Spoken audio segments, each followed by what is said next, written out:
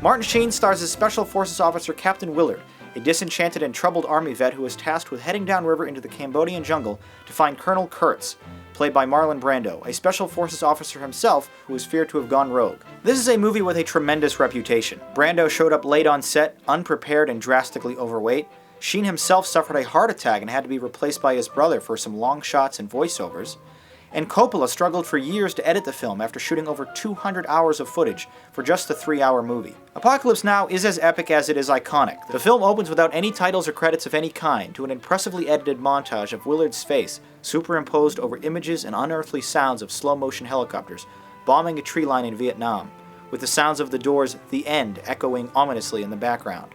Visually speaking, this film was beyond astounding. Every shot is meticulously framed, focused, and lit, beautifully capturing all of the sights and sounds of a real war zone. It's no surprise then that of its 8 Oscar nominations, the 2 that it took home were for sound and cinematography. Scene to scene, this film is engaging, thought-provoking, disturbing, and yet it remains entertaining. An early and now famous scene in the movie features Robert Duvall as Colonel Kilgore and his fleet of helicopters launching an attack on a Vietnam Hell beach, blasting the sounds of Richard Wagner's Ride of the Valkyries as the bombs drop on the small village. The imagery is impressive and well executed.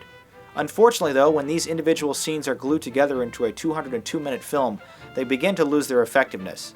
The all-star cast also features appearances by Harrison Ford, Lawrence Fishburne, and Dennis Hopper, only further solidifying that this movie's parts are indeed greater than its sum. There are a number of sequences that, although fascinating, linger on for much too long, and fail to forward the plot in any capacity. When the third act finally does arrive, the characters that we're left with are so beat down and apathetic about their situation, it's difficult to really empathize with their position or motives. Coppola takes us from an inspiring high to a delusionally self-serving low, where the movie just drags on with slow-paced scenes of character babble that are beyond boring. There is certainly something to be said about a director who sticks to his artistic vision without trepidation, but in this instance, it only serves to ruin a masterpiece of war-inspired cinema. Apocalypse Now, impressively epic, but dreadfully pompous. Well, those are my thoughts on the film. Now let's see what you had to say about it in the YouTube comments.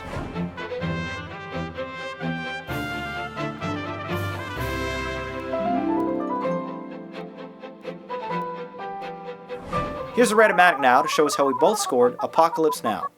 A cool and an awesome. I really appreciate this film for what it's attempting to accomplish, but that isn't an excuse for its egotistical and bloated scenes toward the end of the movie that really hurt its effectiveness. I had to give it a 7.